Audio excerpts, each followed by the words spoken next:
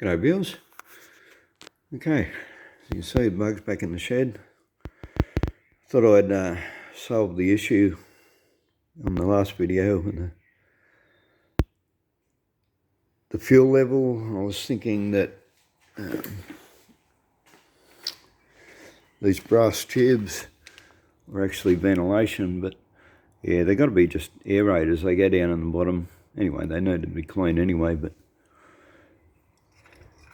yeah, it's only things that should be really obvious don't become obvious until someone points them out to you. But yeah, that's the breather there in the centre between the two, where the two main jets come up through. And yeah, so it wasn't a ventilation problem. I think yeah, just doing the vinegar, yeah, has cleared a bit more the corrosion out of where it fills into the float needle, so that's possibly why the level come up. I've actually adjusted it even further now.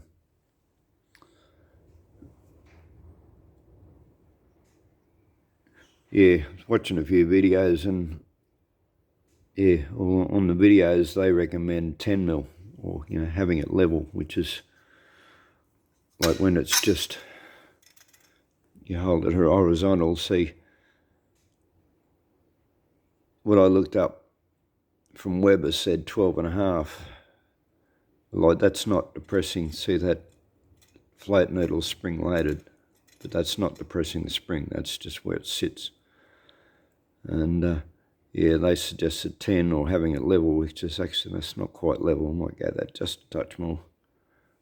I've got the other one level, I think. So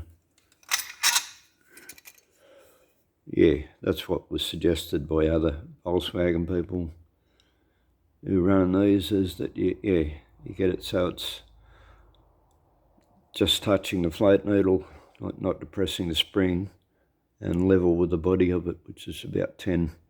So I have adjusted them a bit more. Anyway,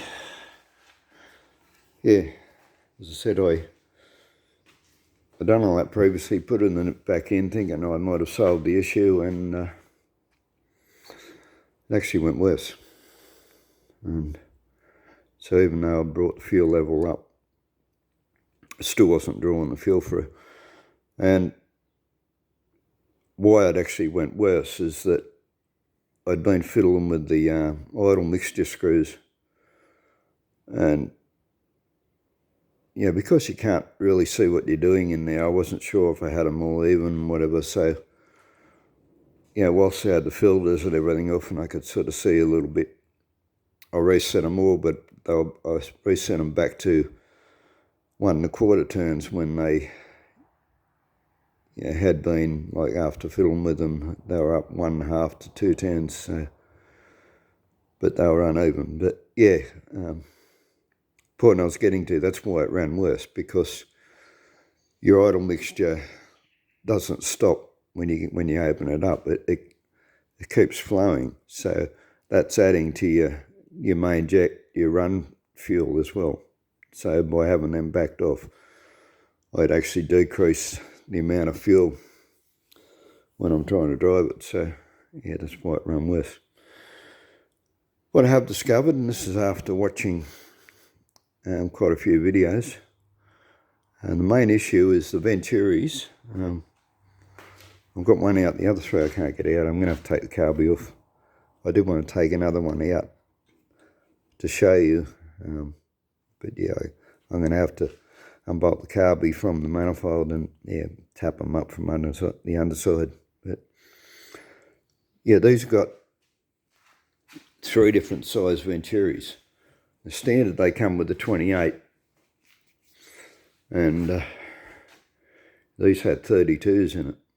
Now these carbies, must have been used on a big motor, a 2.1 litre or something, probably, with a large valve, ultra ported head, big bore, big stroke, big cam, all those sorts of things. But yeah, it's just too much for just for stock 1600. So see what your venturi does.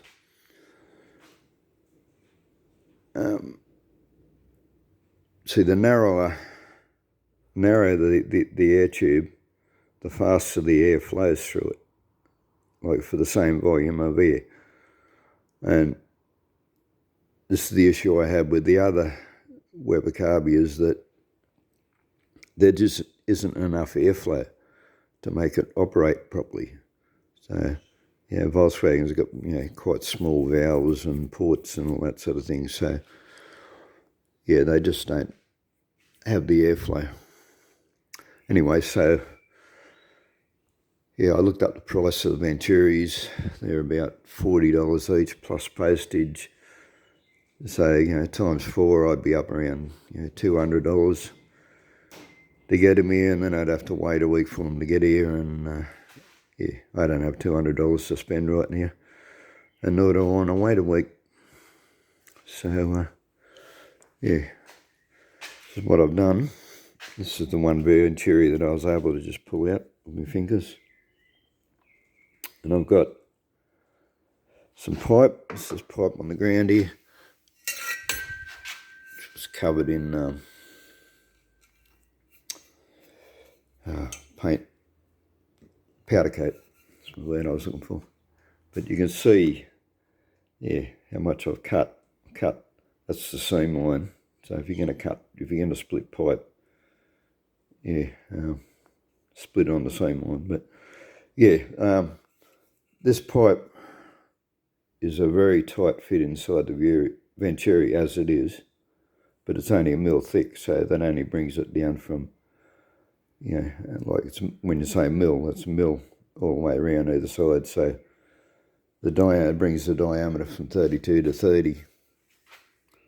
So yeah, that's why I split another piece and inserted that inside. So I've got, this tube now doubled up inside it, and I tack welded, like not in the thing before I put it in. I tack welded the in 4 spots. I tack welded the inner piece to the outer piece, and yeah, it was a tight fit. I made to put the vise, and on that, yeah, I damaged it too in the vise. Next time I'll put a bit of plate, wood or something in there, so I don't actually cause that damage. But yeah, I had to wind them in the vise. It's a very tight fit, so they're not going to come out. And as I said, I tack welded the inner piece because the inner piece isn't a wedge fit. It's tight, but not tight enough to not fall out. So I tack welded the inner piece to the outer piece of steel in 4 places.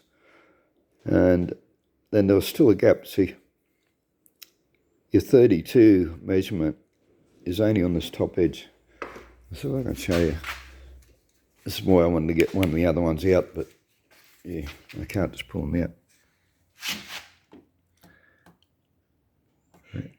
You sort of see, see where it bevels in, and then there's an edge right there.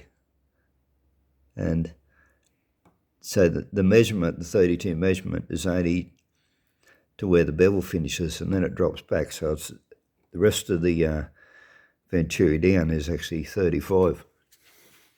So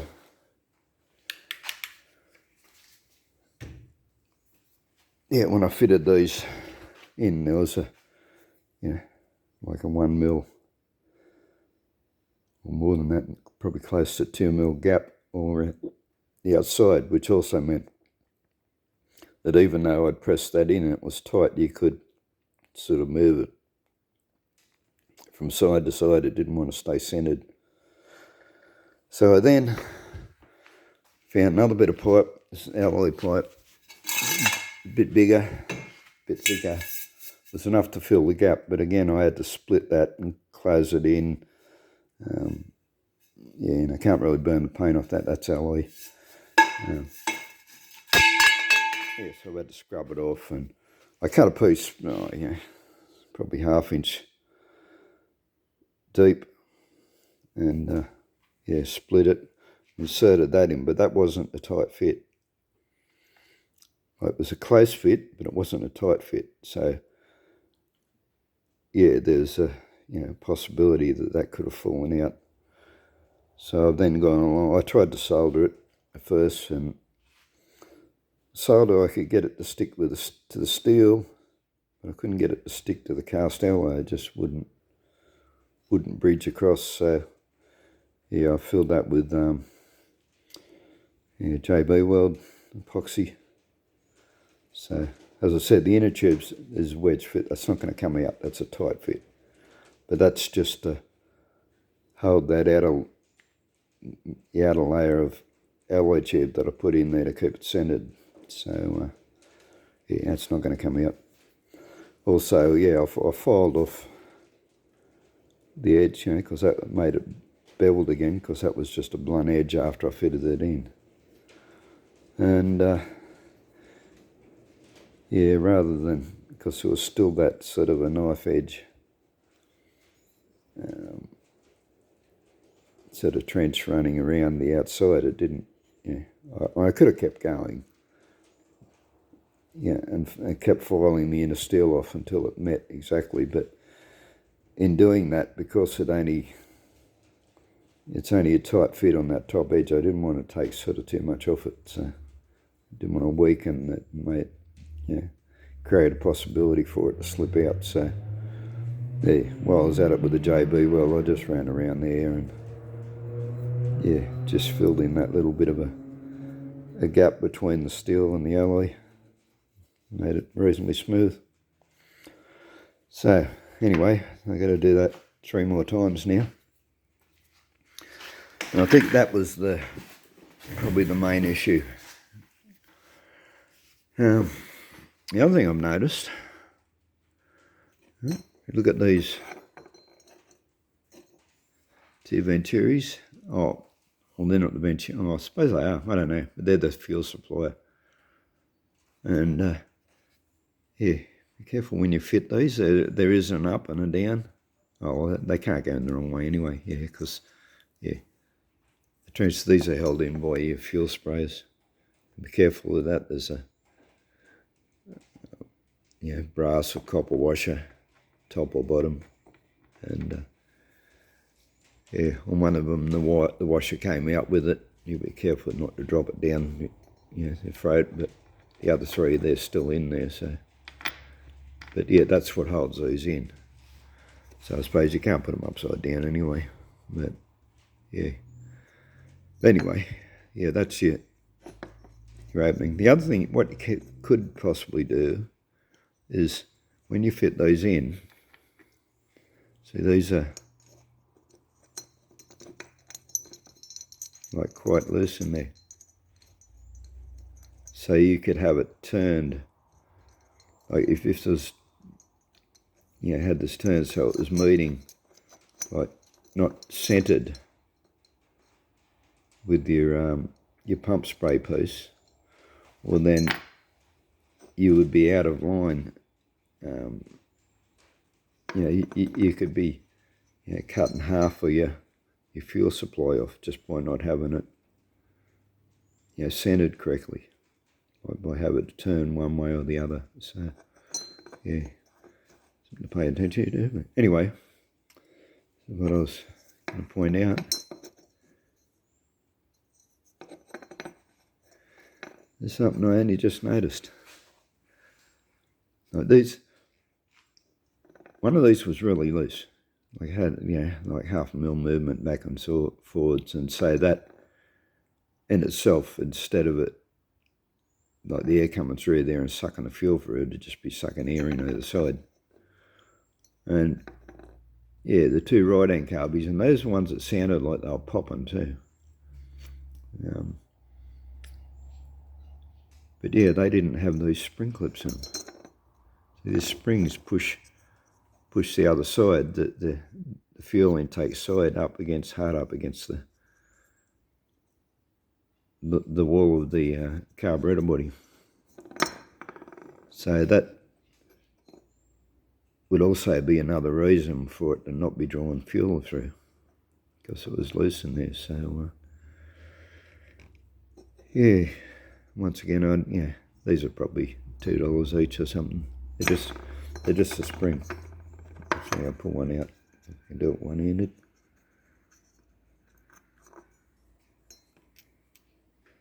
That's all they are. So yeah, that's easy enough. I'll get a spring. This one's a bit big, but I got a box of springs in there, so I'm just going to cut a loop off a spring and recreate my own one just out of a normal coil spring. So yeah, and hopefully we sort the problem out. Yeah, what a pain this has been. I'll tell you, after it went even worse, when I took it that test drum, like that was 2 days ago, and it just pissed me off. I just parked it, went and done something else, because been playing with this thing for a month now, and it's been off the road for a month. I haven't been playing with it for a month, but yeah, it's been not going for a month, and it's really starting to get to me. So yeah, as I said, drove it back up here and parked it, and just went and done something else, and just get the thing off my mind, clear my mind, do a bit of research. Research in this case just involved watching videos of other people mucking around with them, and some knew what they were doing, some sort of didn't. They were guessing like I am. And anyway, hopefully got it sorted. This job would have been an absolute nightmare had I not taken the lid off this. I suppose you call it a bonnet or a hood, even though it's on the rear. It's an engine cover. But and I made a video on this. But yeah, see, knocked the hinge pins out, and I've got removable hinge pins. So yeah, I just pull the clip out, pull the pins off, and I can just lift the whole thing off, disconnect the wires. I made a whole video on that anyway, but yeah, I can now take my boot lid off in a matter of a couple of minutes without interfering with any of that adjustment. So yeah, there's video on that, so if you want to watch it. And yeah, those adjustments are a pain. It took me hours to get that right initially, and yeah, once you get it right, you don't ever want to unbolt it again. So yeah, and if you're a Volkswagen person, you always fiddling with the engine, you're always doing something, taking it out, putting it back in, yada yada. So yeah, this is an absolute bonus, being able to take the hood off. So all right, well, we'll leave it at that. So yeah, thanks for watching, and I'll catch you next time. Bye.